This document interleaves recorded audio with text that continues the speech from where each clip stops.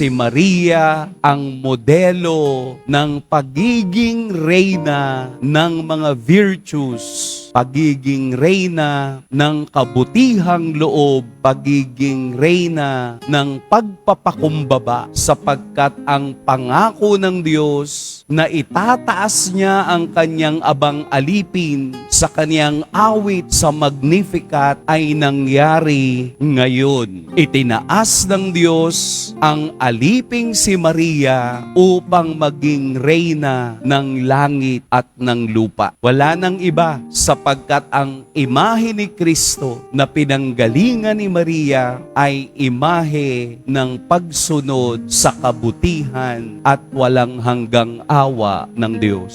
Lumapit tayo kay Maria sapagkat ang tunay na ina ay nakikinig at palaging yumayakap sa mga anak na lumalapit sa Kanya. Pagpalain tayo ng poong may kapal.